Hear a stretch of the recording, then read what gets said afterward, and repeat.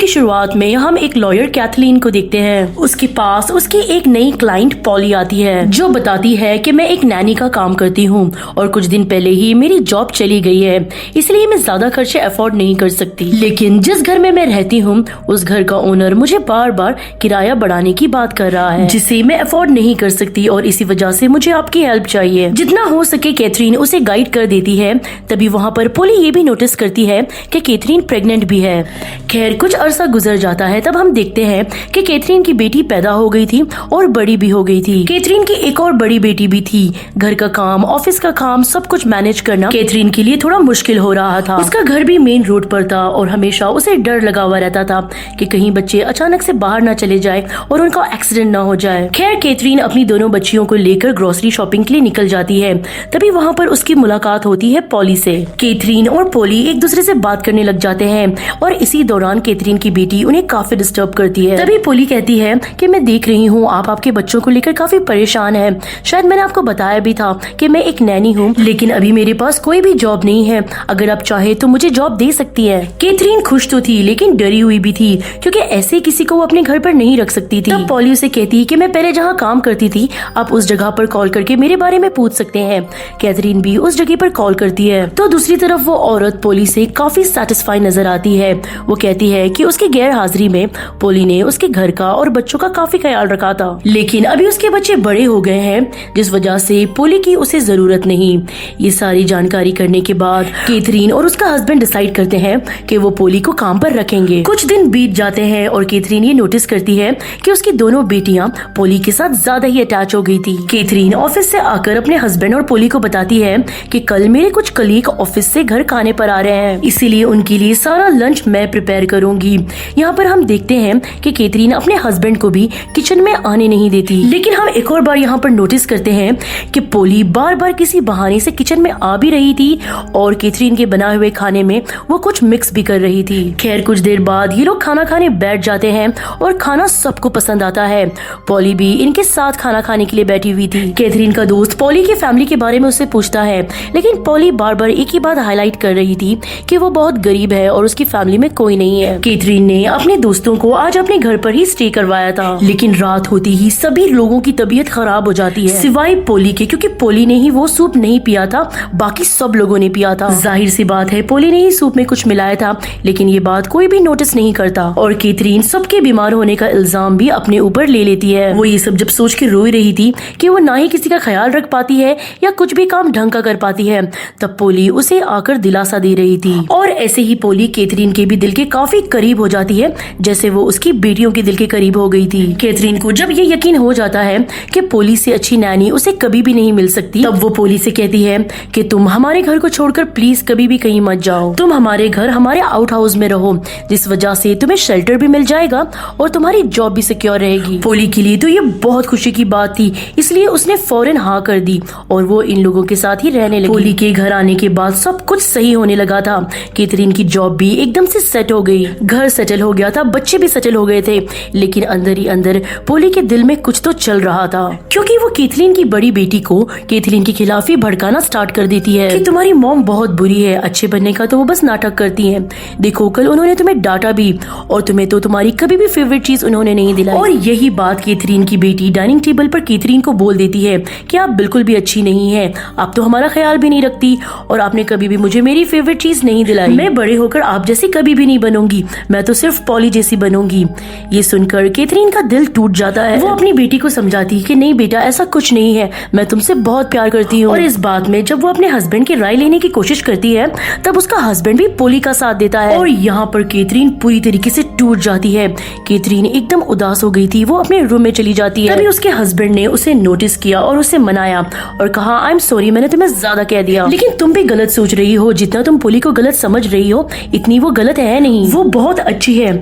ऐसे ही दिन गुजरते रहते हैं और बढ़ते दिन के साथ कैथरीन की दोनों बेटियां पॉली के साथ और अटैच होने लगती हैं और ऊपर से कैथरीन के हस्बैंड को भी पॉली बहुत ही ज्यादा अच्छी लग रही थी क्योंकि उसकी आदत बहुत अच्छी थी, वो बहुत ही ज्यादा केयरिंग थी और इस बात से कैथरीन को बहुत ही ज्यादा इनसिक्योरिटी हो रही थी। और तभी न्यू ईयर आ जाता है, ये सारे लोग फायरवर्क देखने बाहर जाते हैं। तभी कैथरीन को उसके घर से फायरवर्क जलने की आवाज आती है। वो घर के अंदर जाती है तो वो देखती है उसकी बेटी बुरी तरीके से डरी हुई थी, उसके हाथ में बहुत सारे फायर क्रैकर्स थे।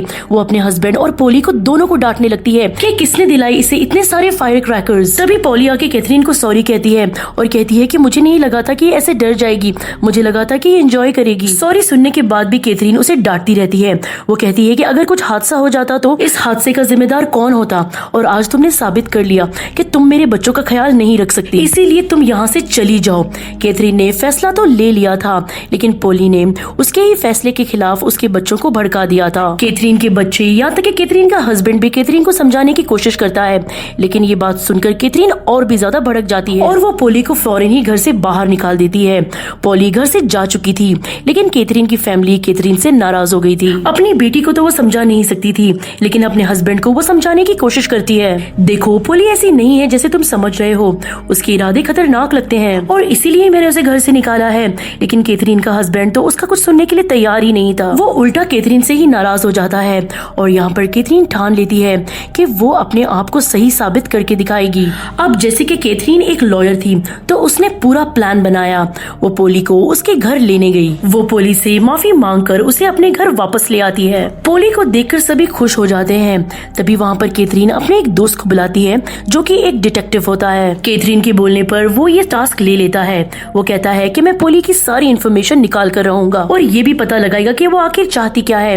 पोली की गैर मौजूदगी में वो पोली के रूम में जाता है और उसके कमरे की छानबीन करने लगता है। उसे वहाँ कुछ मिल भी जाता है जिसे वो छुपाने लगता है, लेकिन क्या होता है कि पोली ने उसे पकड़ लिया। लेकिन अजीब सी बात ये है कि ये जानते हुए भी कि वो लड़के ने उसके कमरे से कुछ चीज चुराया, पोली उसे जाने देती है। स्टूडेंट घर पर आकर कुछ पेपर्स पे रिसर्च करने लगता है जो उसे पोली के कमरे में से मिले थे और वहाँ पर उसे बहुत ही चौंका देने वाली बात पता चलती है। लेकिन वो वहाँ पर पोली को कॉल करता है बजाय कैथरीन को कॉल करने से, क्योंकि कैथरीन ने तो उसे ये काम दिया था। दूसरी तरफ हम देखते हैं कि कैथरीन सिर्फ स्टूडेंट पे अपना काम छोड़कर नहीं बैठी थी, वो खुद भी बहुत ज्यादा इंफॉर्मेशन निकाल रही थी। कैथरीन अब उस लेडी के घर पर जाती है जिससे उसने पोली की इंफॉर्मेशन ली थी पोली को जॉब में रखने से पहले। उस लेडी के घर पर जाने के बाद उसे पता चलता है कि पोली ने तो उसे बहुत बड़ा झूठ बोला था। पोली ने तो पहले कोई नैनी का काम किया ही नहीं था, वो तो एक बहुत बड़ी ड्रग एडिक्ट थी। जिस औरत से उसने कैथरीन को कॉल करवाई थी, उसी औरत के रिहैब सेंटर में उसने अपने आप को रिकवर किया था। वो बेहतर होने लगी थी, वो अपने लिए कुछ करना चाहती थी, तो उसने अपने रिहैब के ओनर से ही कहा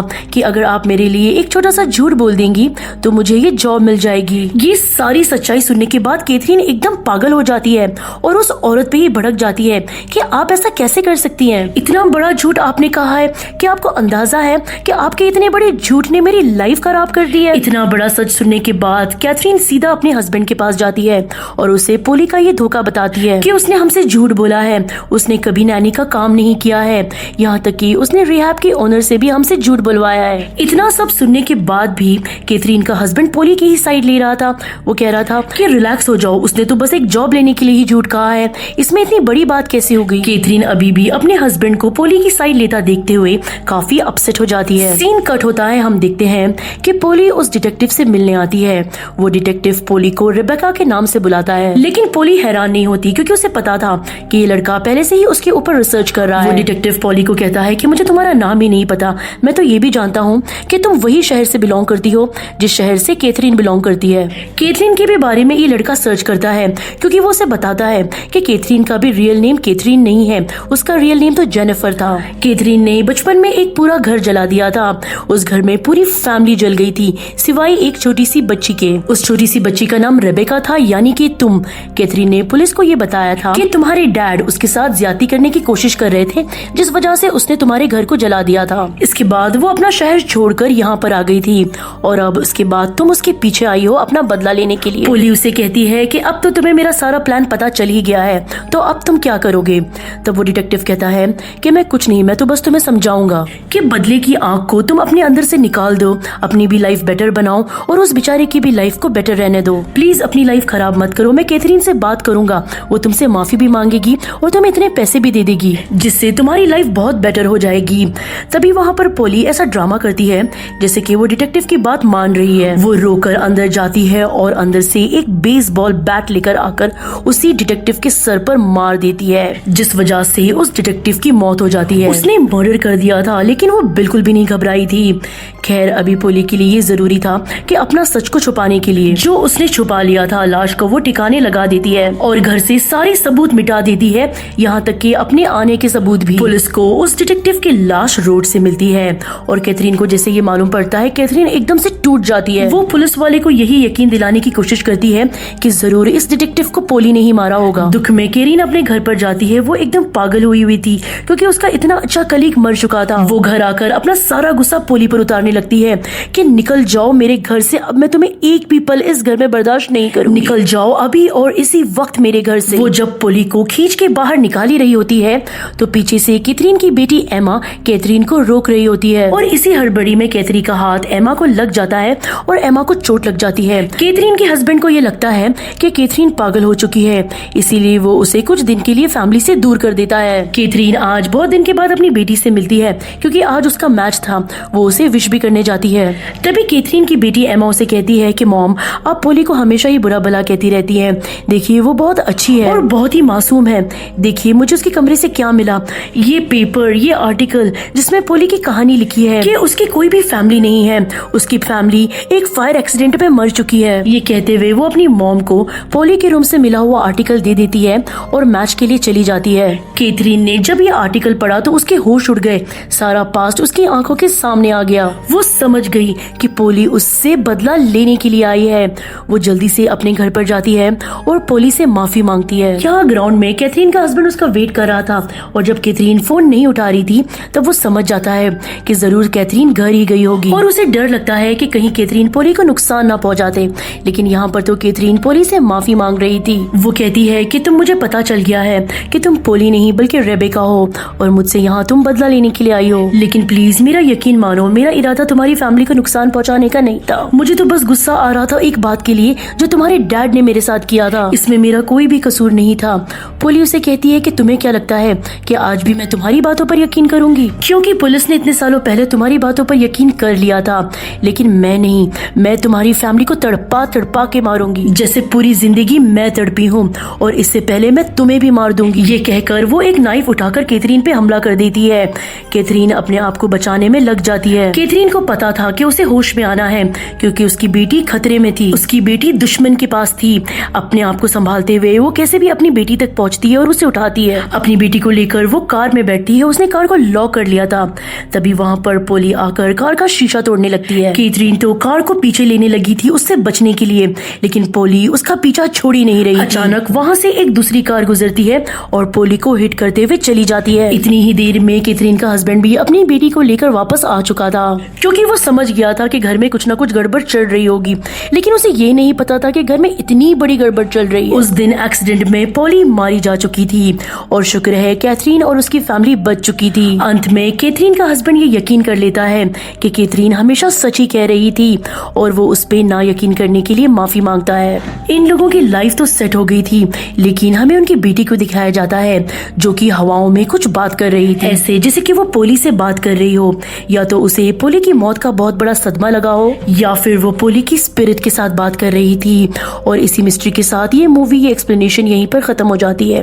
उम्मीद करते हैं कि आपको ये कहानी पसंद आई होगी। अगर एक्सप्लेनेशन अच्छी लगी हो तो प्लीज वीडियो को लाइक कर दीजिएगा। Thanks for watching.